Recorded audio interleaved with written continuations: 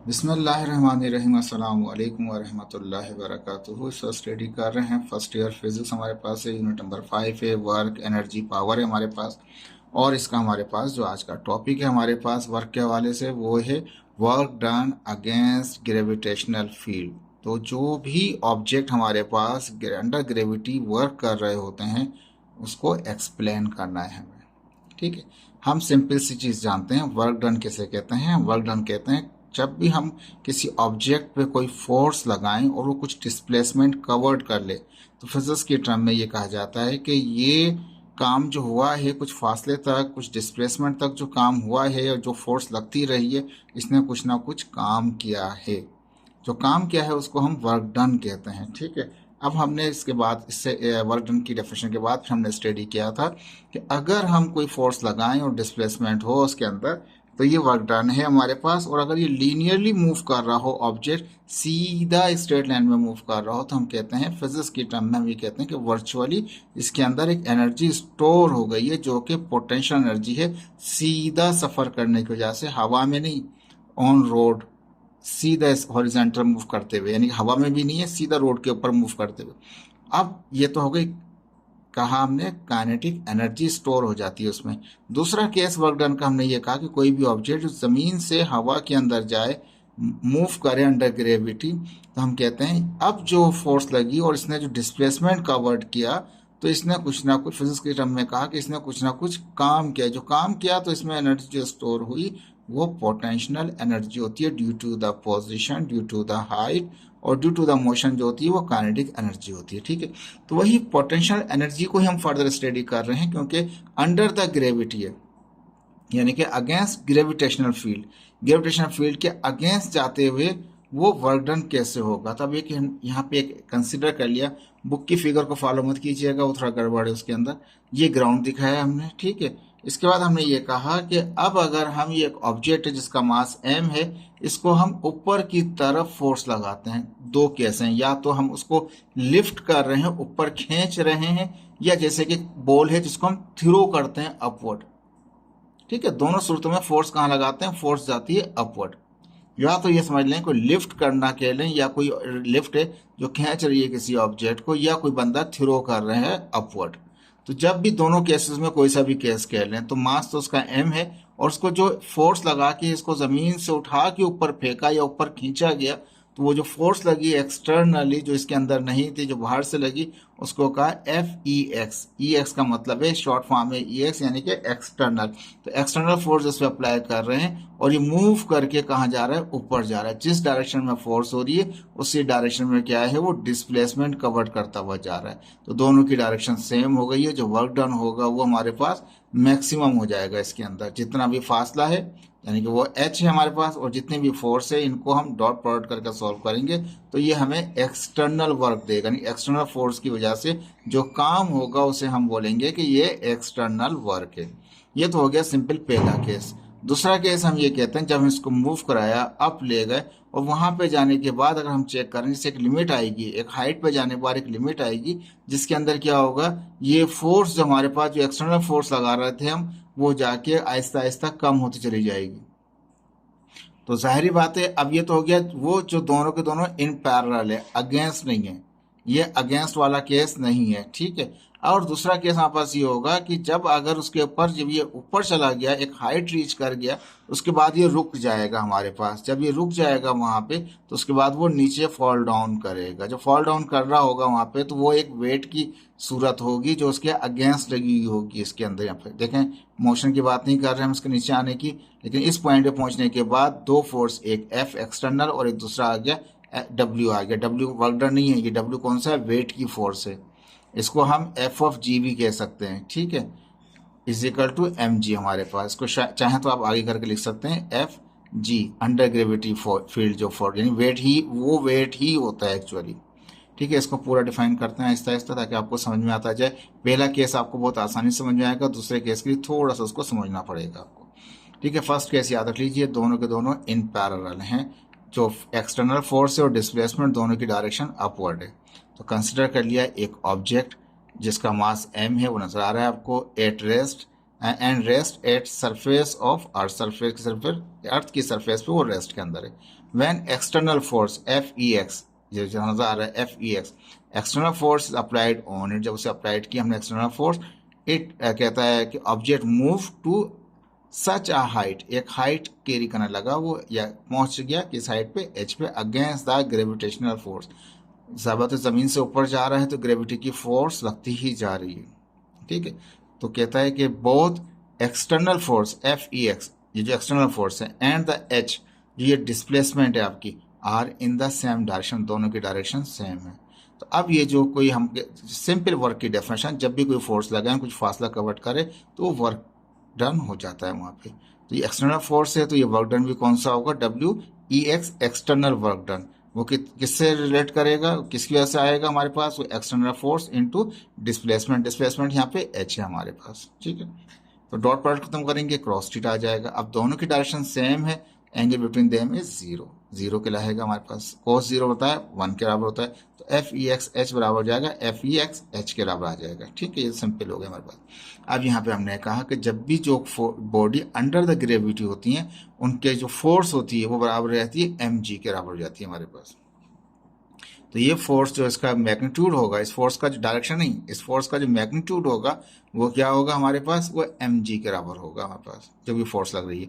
मास तो यही रहेगा, लेकिन ग्रेविटी की जी की वैल्यू ऐड कर रही होगी यहाँ पे। ठीक है, तो जी आ गया एम जी का, एफ बराबर है किसके, एम जी के, एफ बराबर है डब्ल्यू के, डब्ल्यू बराबर है एम जी के, लेकिन ये वो डब्ल्यू वाला वेट का नहीं है, ये अप्लाइड फोर्स वाला है। ठीक है, तो अप्लाइड फोर्स में जो मास है अंडर द ग्रेविटी, जो भी एक्सलेशन जो होगा वो जी में कन्वर्ट कर काउंट किया जाएगा इसमें। तो ये वेट की सूरत में ले रहे हैं, अप्लाइड फोर्स की सूरत में ले रहे हैं। तो ये क्या हो जाएगा, एफ ई एक्स की जगह पे हम एम जी लगा लेंगे, तो एफ इजिकल टू एम ही नहीं होगा, F is equal to m g हो जाता है अंडर द ग्रेविटी। ठीक है, तो ये हो हमारे पास क्या आ जाएगा, एम जी एच आ जाएगा हमारे पास, यानी कि एक्सटर्नल वर्क आ गया जो एक पोटेंशियल एनर्जी के बराबर आ गया। तो जैसे हम जानते हैं ज़मीन से ऊपर जाते जाएंगे तो काइनेटिक एनर्जी कम होती जाती है और पोटेंशियल एनर्जी बढ़ती जाती है, अगर वो कंजर्वेटिव मोशन है तो। ठीक है, लेकिन यहाँ पे वैसे भी हाइट जा रहा है तो काइनेटिक, इसमें पोटेंशियल एनर्जी लाजमी बढ़ती जाएगी, जैसे जैसे वो नीचे आता जाएगा ऐसे ऐसे पोटेंशियल एनर्जी कम होती जाती है। हाइट बढ़ता जाएगा तो पोटेंशियल एनर्जी बढ़ती जाएगी, हाइट कम होता जाएगा तो पोटेंशियल एनर्जी कम होता जाएगा। ठीक है, तो ये कह दिया हमने, जो एक्सटर्नल वर्क निकला हमारे पास, जो एक्सटर्नल फोर्स की वजह से निकला था, वो एक पोटेंशियल एनर्जी के बराबर आ गया। यहाँ लिखा है 8 हाइट एच। ठीक है, थोड़ा सा इसको ऊपर कर लेते हैं।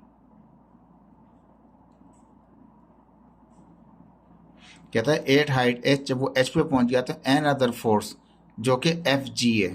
ठीक है, वो हाइट पे पहुंच गया, यहाँ पे पहुंच गया, एच तक पहुंच गया, तो एक दूसरी फोर्स इस पे एक्ट कर रही होती है जो कि वेट की सूरत में अप्लाई कर रही होती है, वो डब्ल्यू का होता है। और इसको आगे जाके आप इसमें लिख लीजिएगा, मैंने लिखा नहीं है, एफ ए लिख लीजिए, एफ जी लिख लीजिएगा, ये बराबर होगा किसके, एफ जी के, इज इक्वल टू करके एफ जी लिख दीजिएगा। ठीक है, अंडर द ग्रेविटी फोर्स आ गए हमारे पास यहाँ पे। तो कहता है कि another force F g, जो कि वेट के बराबर है, वो बराबर है एम जी के।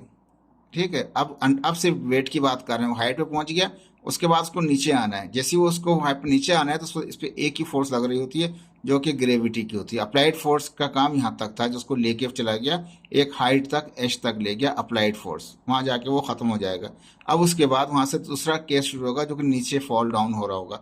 अब जब फॉल डाउन होगा, ये ऑब्जेक्ट नीचे आएगा, जब ये ऑब्जेक्ट यहाँ पे जाके F e is equal to F e x zero बराबर हो जाएगा, खत्म हो जाएगा, और उसके बाद रुकेगा, और रुकने के बाद वापस ले डाउन करेगा। अब ले डाउन जो करेगा तो इस वक्त जो फोर्स होगी वो एफ जी होगी, एफ ई एक्स नहीं होगी। एक्सटर्नल फोर्स में जो अप्लाइड की गई थी, एफ ई एक्स कौन से, जो हमने लगाई थी, जो ऊपर फेंकने के लिए लगाई थी हमने, लेकिन वहां के बाद जब रुक गया, उसके बाद अब जो आएगा वो एक्सटर्नल फोर्स का कोई रोल नहीं है। अब दूसरी फोर्स का काम आएगा जो कि एक वेट होगी, सिंपल एक वेट होगी, जिसको एफ जी भी कह सकते हैं। अब वो नीचे आ रहा है और ये इसकी डायरेक्शन कहाँ है, इसका डिस्प्लेसमेंट की डायरेक्शन अपवर्ड है। ठीक है ना, तो अब वो अगेंस्ट द ग्रेविटी आ रहा है हमारे पास। तो कहता है एफ जी जो वेट के बराबर है वो एम जी के बराबर है, एक्टिंग डाउनवर्ड, वो डाउनवर्ड वेट कर रहा है, एफ जी कह रहा हूँ, और एच आर एंटी पैरेलल, यहाँ से यहाँ तक की हाइट और उससे वो एंटी पैरेलल हो गया। एंटी पैरेलल मतलब है वो आहिस्ता आहिस्ता जैसे जैसे नीचे आता जाएगा, जैसे जैसे ये ऑब्जेक्ट नीचे आता जाएगा तो वो एंटी पैरेलल है, तो ये क्या होता जाएगा, इस डिस्प्लेसमेंट को वो कम करता जाएगा। इसकी डायरेक्शन नीचे की तरफ है, उनकी डायरेक्शन कहाँ थी, वो डिस्प्लेसमेंट के एंटी था। तो जैसे जैसे नीचे आएगा डिस्प्लेसमेंट के एंटी वर्क करेगा और वो आहिस्ता आहिस्ता उसकी डिस्प्लेसमेंट को कम करता जाएगा। दोनों के दोनों एंटी पैरेलल हैं तो क्या हो जाएगा, 180 लग जाएगा फार्मूला। थीटा कितना आ जाएगा, 180 जाएगा। तो मैंने यहाँ लिखा है एफ जी और h are anti parallel to each other, now work done due to this force and height. अब ये जो फोर्स लग रही है एफ जी फोर्स और हाइट की वजह से क्या हो जाएगा, डब्ल्यू जी हो जाएगा। ये वेट नहीं है, ये वर्क डन है। डब्ल्यू जी क्या है, ये वेट नहीं है, ये work done under the gravity है। जो वो फोर्स नीचे की तरफ आ रही है, यानी कि वो वेट आ रहा है हमारे पास सीधा सीधा। ठीक है जी, F G H cos theta. अब ये क्या हो जाएगा, दोनों के दोनों एंटी पैरेलल हो गए तो angle between them anti parallel में कितना होता है, वो 180 हो जाता है। एफ जी और h are anti parallel direction है तो 180 हो जाएगा। कोस 180 कितना हो जाएगा, माइनस के बराबर हो जाएगा। वो जैसे माइनस के बराबर आएगा तो माइनस एफ जी एच आ जाएगा हमारे पास। कोस 180 की वैल्यू क्या है हमारे पास, -1 है तो माइनस आ जाएगा यहाँ पे। ठीक है, एच अपनी जगह पे, एफ बराबर होता है एम जी के, वहां पे भी एम जी के बराबर था, यहाँ पे भी वो अप्लाइड में था और ये अंडर ग्रेविटी था, जो सिर्फ ओनली हमारी एक्स जी एक्सटर्नल फोर्स में था और ये ग्रेविटी वाली फोर्स का वेट था सिंपल। तो ये क्या होगा, माइनस के साथ आ गया, इसका माइनस यहाँ रखूँ, वहाँ रखूँ, बात एक ही होगी। तो माइनस करके हमने लिख दिया माइनस डब्ल्यू जी। हमने क्या लिखा, माइनस डब्ल्यू जी बराबर है एम जी एच के। वो भी एम इक्वेशन 1 में भी एम जी एच था, इक्वेशन 2 में भी एम जी एच है। जब भी दोनों एम जी एच आपस में, दोनों पोटेंशियल एनर्जी आपस में बराबर हैं तो उनके राइट साइड अगर आपस में बराबर हैं तो वर्क डन के लेफ्ट साइड भी आपस में क्या होंगे, बराबर होंगे। Both work done of the equation 1 and 2 are equal due to the same height. Height same है दोनों के अंदर, सेम मैग्नीट्यूड ऑफ फोर्स है, फोर्स का मैग्नीट्यूड सेम है, डायरेक्शन में फर्क है। इन दोनों के एक्सटर्नल फोर्स और ये फोर्स के मैग्नीट्यूड सेम है लेकिन डायरेक्शन में फर्क है। क्यों, कि वो ग्रेविटी की वजह से वो डाउनवर्ड आ रहा है फोर्स, वो और वो अपवर्ड जा रहा था। तो यहाँ पे ये कहा कि वर्क डन दोनों ही इक्वल हैं लेकिन मैग्नीट्यूड वाइज हाइट दोनों में सेम रहे और फोर्स का मैग्नीट्यूड दोनों में ही सेम है, लेकिन फोर्स की डायरेक्शन में फर्क है। पहले वाले में एक्सटर्नल फोर्स में डायरेक्शन अपवर्ड थी, दूसरे वाले केस में वो फोर्स की डायरेक्शन डाउनवर्ड थी। तो इसलिए वो क्या है, दोनों ही ये भी आपस में मैग्नीट्यूड वाइज आपस में बराबर, दोनों बराबर है आपस में, वो बराबर है एम जी एच के। ठीक है, कहता है इक्वेशन 3 जो हमने निकाली अभी, कहता है ये इक्वेशन 3 निकाली है हमने, यानी कि एक्सटर्नल वर्क डन जो अपवर्ड जाते हुआ था, डाउनवर्ड वर्क डन जो कि अंडर ग्रेविटी आ रहा था। साइन निगेटिव है क्योंकि डायरेक्शन की वजह से साइन निगेटिव है, लेकिन मैग्नीट्यूड वाइज दोनों ही बराबर हैं तो वो दोनों के दोनों ही एम जी एच आए थे, दोनों ही potential energy. M G H का मतलब है पोटेंशियल एनर्जी।